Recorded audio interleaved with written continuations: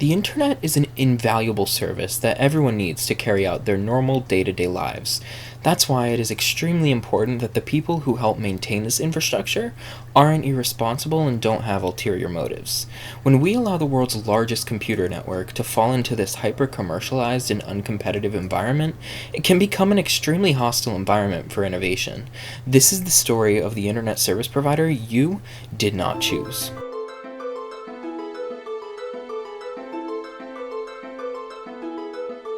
Comcast made a surprise move to merge with Time Warner Cable. The cable company Comcast has agreed to acquire NBC Universal. Comcast is already a giant, the #1 cable company in the country.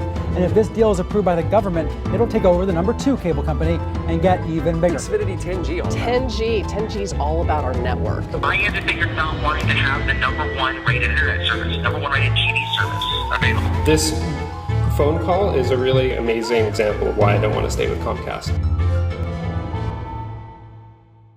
In the mid to late 90s, we found ourselves in a bit of a difficult situation when it came to connecting our computers to the internet.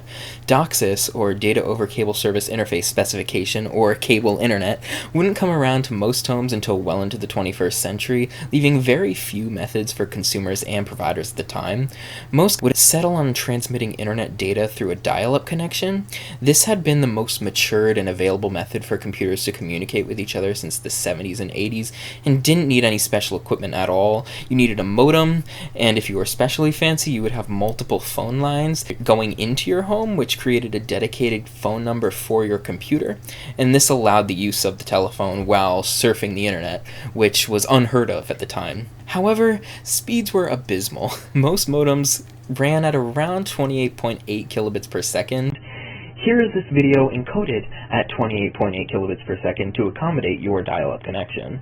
Some people would spring for a 56K modem instead, which on paper is 2 times faster, but in practice, an analog audio signal being sent over POTS, or plain old telephone service lines, and then being demodulated on the other side based off of those audio handshakes alone, would make these speeds incredibly rare, especially since web hosts wouldn't expect this type of traffic, and usually wouldn't even deliver it at a rate much higher than 28.8 in the first place. Quickly, we would realize that we need to find a better way to get high-speed internet access into the hands of consumers and businesses. You've got male porn!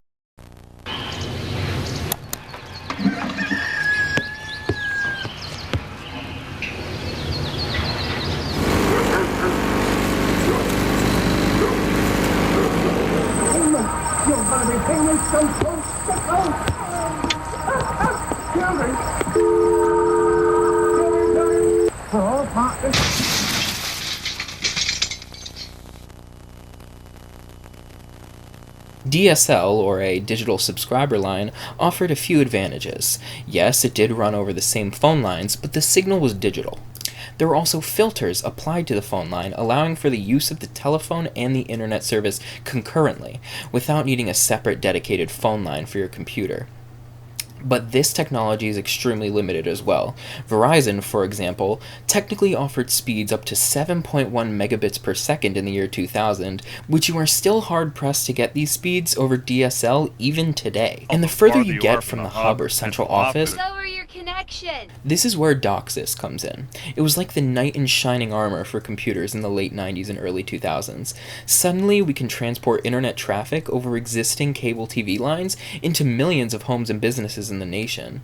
According to Comcast's website, in October 2000, you could see speeds up to 100 times faster than a 28.8K modem.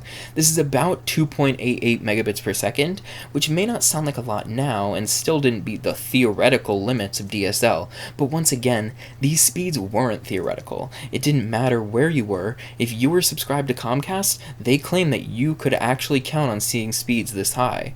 And to compare to how it was before, this is this video encoded at 2.88 megabits per second. It really is not too bad for 2000. Now, once again, all of these examples are with incredibly modern H.265 video encoding techniques that you would have never seen at this time, but you get the point. This created a renaissance for the internet. Multimedia quickly became not only possible, but you didn't even really need to think about it. As bandwidth increased, people realized that it was a feasible idea to work from home.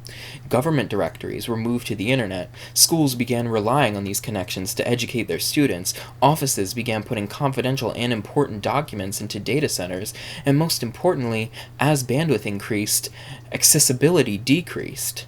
For example, prior to the DSL, cable, and fiber days, if you wanted to start your own internet service provider, you reasonably could.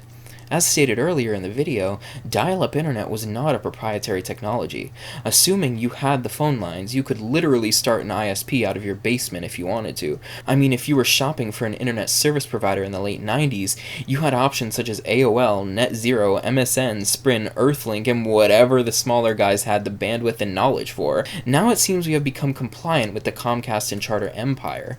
Yes, Comcast was sued in 2023 for their misleading marketing campaign regarding 10G internet, which I am going to talk about later, but there are such giants, and it seems like there's almost nothing we can do. If you wanted to create an internet service provider, almost all infrastructure would need to be contracted out. This includes cellular ones. If we pull out a Venn diagram, I love Venn diagrams, you know, the three circles, we can conceptualize how Charter and Comcast are getting away with this. Let's look at a list of residential 5G and land broadband providers in the United States. I'm not going to focus on the percentages of the United States these companies connect for the first portion of this demonstration. And admittedly, while conducting my research, I failed to find a cable company that did not offer fiber in some capacity, so we can put the big four, Comcast, Charter, Cox, and Optimum here. Companies that offer only fiber include CenturyLink, Frontier, and Google. Companies that offer both fiber and cellular service is AT&T and Verizon. The only cellular-only provider is T-Mobile. These are our only possible options here if we aren't counting satellite technologies, which are pretty promising, I'll admit, more so than 5G, which is a whole other video because we dropped the ball on that. But once again, I'm really focusing on land, and T-Mobile even being on this list at all is incredibly generous because they are just so large in the residential internet market.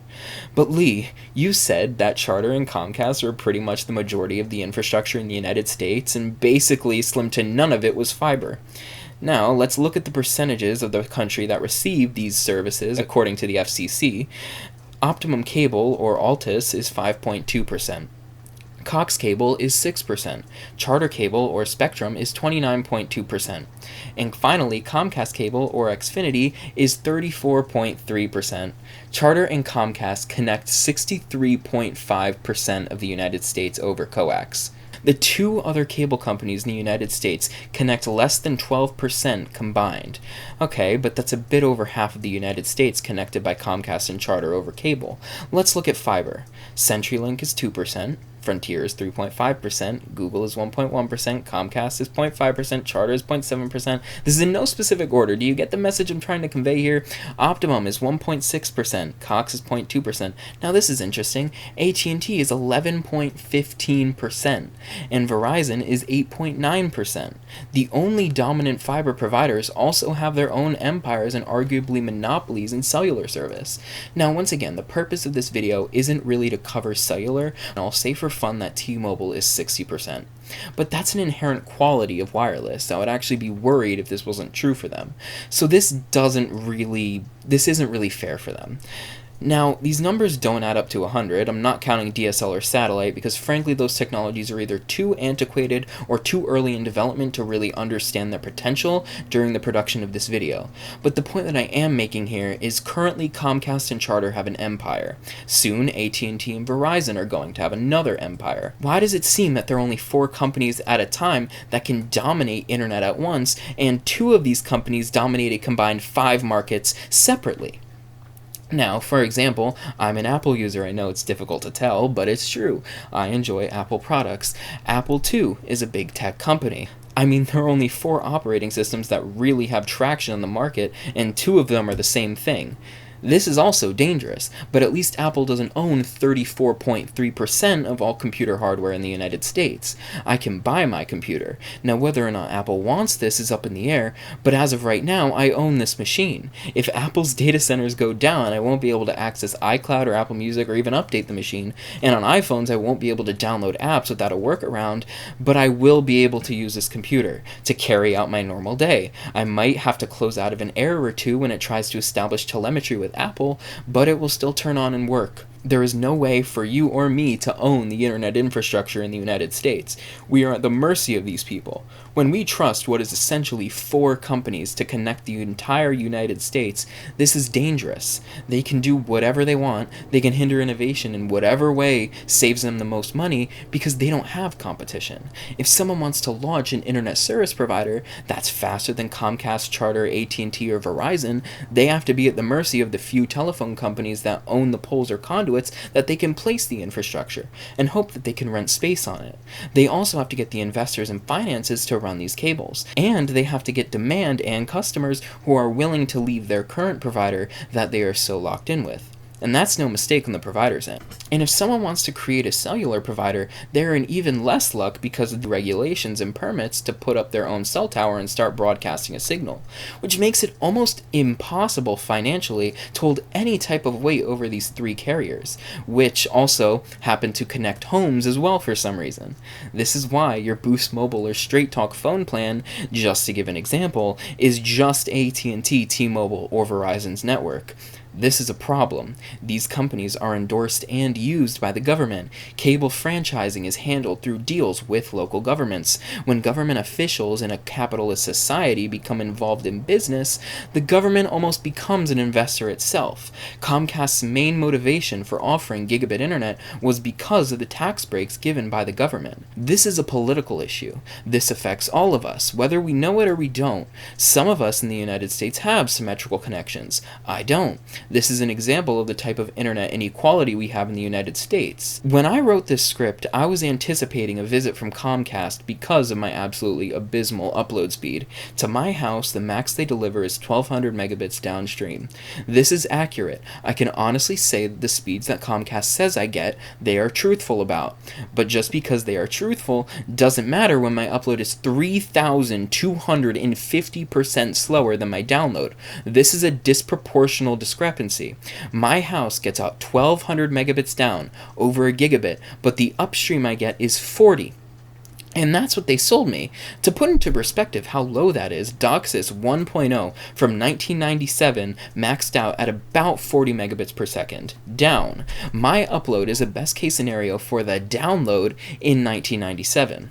I understand that since I don't have fiber to the premises, my internet bandwidth is not going to be symmetrical. But that doesn't change the fact that my upload is 3,250% slower than my download. If this is all the cable infrastructure can handle in my area, that's an example of a real political and class issue. I am a forced Comcast subscriber. I do not have a choice for broadband internet. If I want an internet provider other than Comcast at all, I can turn to Verizon's DSL service, which here, our upload and download does not exceed 2 megabits per second. Combined, Comcast knows they do not have to upgrade my area because what am I going to do? I don't even live in the middle of nowhere. My county has around 700,000 people. This issue is known, but nobody thinks we can do anything about it. And truthfully, there's not much we can do. We can call Comcast. Hi, thank you for calling Xfinity.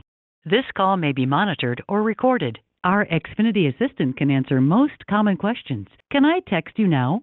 No. There's usually a wait time for a live agent, so let's see if our virtual assistant can help you right away. Not to worry, we can connect you with a live agent anytime. But first, can I text you a link to chat with our virtual assistant? No. Are you calling about technical issues with your internet speed? Yes.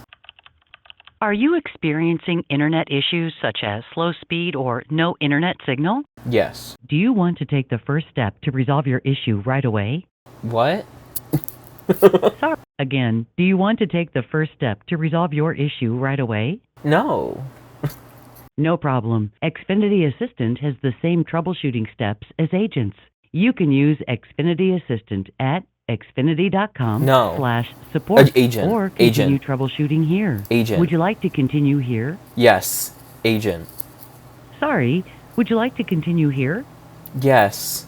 Give me a few seconds to run a modem health check. No. Your modem is online and receiving a signal. A quick restart fixes most issues, but you'll lose your internet connection for a few minutes during the process. Are you ready for me to restart your modem now? No. Based off the health check I just ran and the errors on your modem, the first troubleshooting step is to perform a restart. Do you want to restart your modem now? No. Agent. For help with anything else, say main menu. Otherwise, if you're finished, hang up when you are ready. Main menu. What else can I help you with today? Agent. Okay, let's get you to the right place. What's the issue you're calling about? Agent. The current wait time to speak with an agent is 22 minutes. Instead of waiting on the line, you can get help from one of Agent. Xfinity's agents through text messaging. I can send you a message with a link to connect with an agent now. Would you like to give it a try? Message and data rates may apply. No. Please wait for the next available representative. All customer account executives are currently assisting other customers. Please remain on the line and your call will be answered in the order received.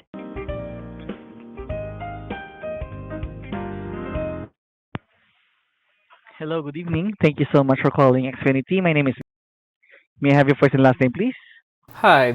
My first and last name is Lee. Hi, Lee. Good evening, and thank you so much for fully authenticating your account. How can I help you? Hi. So, this is sort of a long-winded question, but I am subscribed currently to the Xfinity Gigabit Extra plan, which is the highest in my area, and it That's correct. advertises speeds of like 1200 megabits down and 40 up. And I'm going to say those speeds are accurate, but why is the upload over 3,000% slower than my download?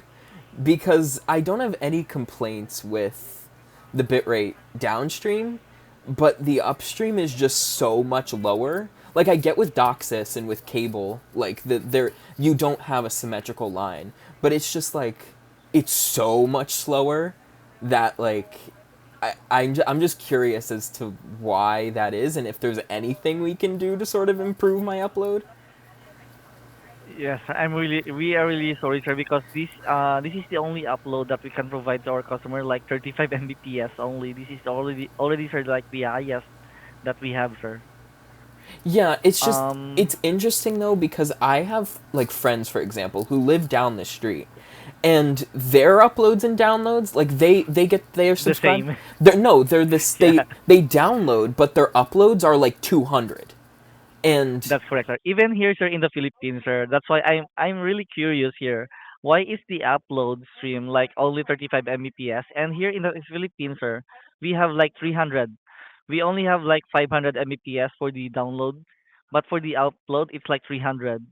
yeah, So, I'm just curious yeah. why people down the street, like, with the same plan, the same provider, like, they're also Xfinity, why they Uh-huh. have, like, 200 up, but for some reason I have 40, and it's so much slower that, like, I'm just curious.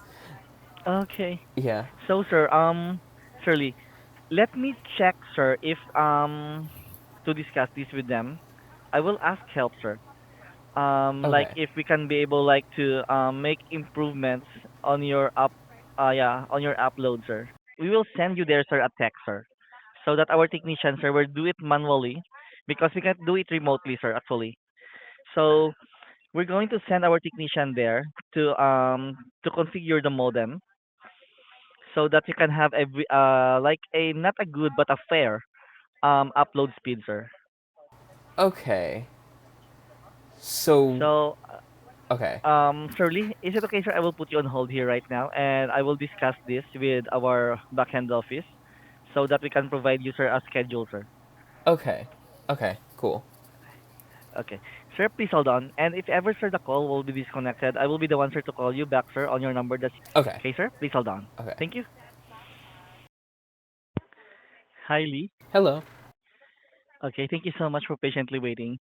So, I've already discussed this with our backend office, and they agreed to provide a technician there, so that our technician can configure the modem regarding with the upload speed that you are trying to upgrade. So there will be we will send there our one of our senior technician, but the schedule will be on Wednesday. Are you available between 10 and 12 or 12 and 2? I should be, yeah, 12 and 2. But I'm just curious, will this be like an extra charge or anything like that? No, no. Oh, okay. There will be no charges on this one. Okay. So, do you know like what they're gonna do? Because I have the XB8 modem. I recently upgraded it. So like, do they configure the modem to ask like the central office for a higher upload, or like Y- what are they gonna? That's correct. That's Okay. correct. So they're going to configure the modem manually there because we can't do it here at our end. Okay. So yes, and it was already agreed by our backend office to Okay. make improvements to your upload speed. Okay. Cool. Thank you. Very much welcome. Thank you so much again for reaching out here with Xfinity. Once again, my name is Be Safe Always, Lee. Yes. Bye bye. Thank you. I called back a day later and a lady said she did not know what I was talking about. I had a feeling I was being lied to, but I was about to find out. And the answer is complicated. Now, when the person on tech support told me that he needed a technician to come out and see my modem, that was a lie. Technicians are not allowed to change the speed your modem runs at. This I knew. This is incredibly against policy. Though it is possible through some hackery, it isn't something that just you or I could do, and it requires a two-way communication with the plant to even get a transfer rate higher than the internet package you are subscribed to, which is why I was so curious as to what would happen if I had him come over and take a look. He tested all of my drops, all of it was perfect. It literally was a matter of my area not having the necessary fiber splits that were just down the street. When I asked when he thought I was going to get these speeds, he said within the next year. I don't believe him for a second. However, that does not change the fact that Comcast's customer service team is not trained in relaying this information to me. We're going to send our technician there to configure the modem. This is no fault to them, they are simply people trying to make a living, and Comcast is the tech giant that is supporting them. But once again, this can't be the only time Comcast's employees are advised to lie to customers by higher-ups. Like the Chase Roper case that Mother Jones reported on in 2022, where during COVID, Chase was told to offer customers 100 megabit per second internet bundles rather than 600 megabit per second internet only packages because Comcast insisted that it worked just as perfect, was simply a way of making consumers further embed themselves into the Comcast ecosystem, and for Comcast to not deliver the best service they possibly could.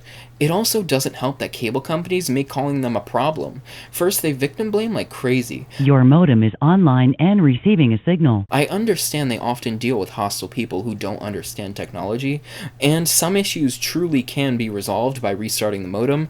However, for this case, I explained that I already restarted my modem. I'm not having issues with my gateway. I am having issues with the service you sold me as it was advertised. I'm trying to figure out why you are offering me this slow service in the first place, and if there's anything you can do to upgrade it, which there is, at least from a literal telecommunications standpoint, i.e. the aforementioned hackery. Down the street, people are getting over 200 megabits per second upstream over seemingly the same exact coaxial lines, which I later found out they're not, and in my defense, when I asked you if those higher speeds were available to my address, you said they were. And it was already agreed by our backend office to make improvements to your upload speed.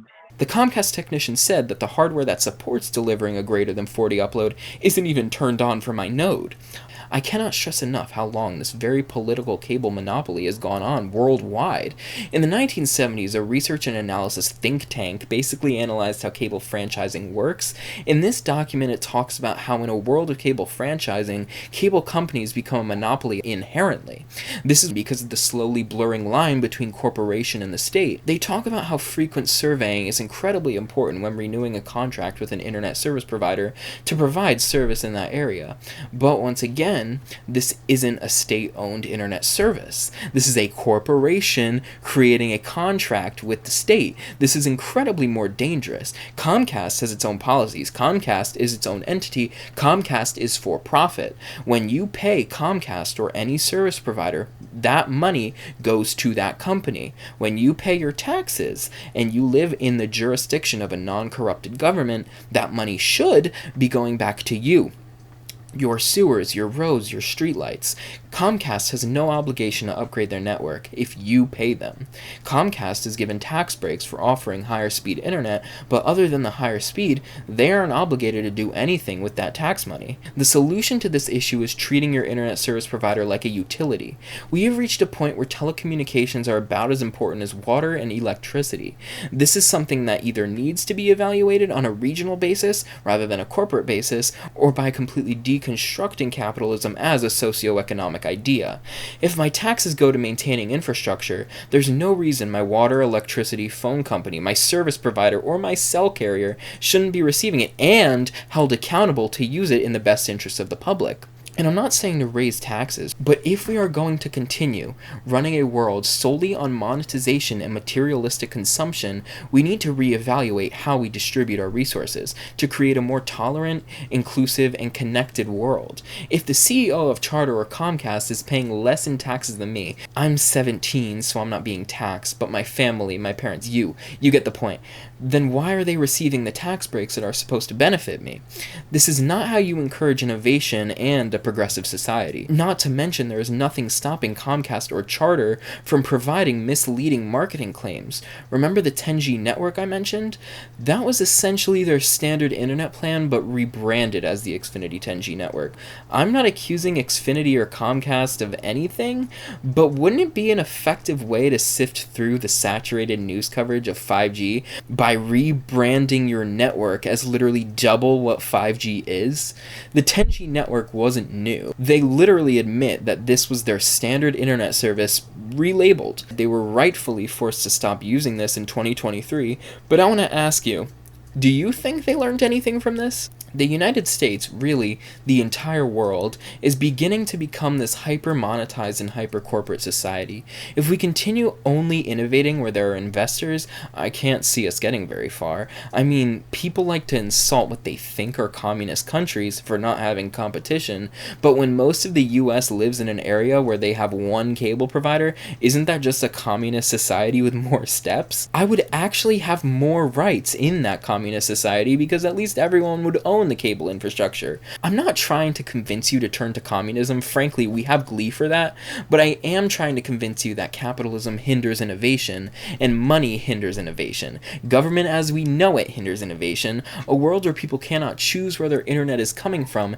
and are not allowed to forward certain ports on their router that's connected to the only service provider in their area is a bit authoritarian regime-y, and that is happening under capitalism. This is why Comcast and Charter are a revolutionary tragedy. They made high-speed internet available, but got too large and were so caught up in the high of making money that they stopped innovating. And just like they stopped innovating, I'm stopping this video. I am Lee. Thank you for watching a revolutionary tragedy on chrominance. I'm gonna upload this video now. Wish me luck.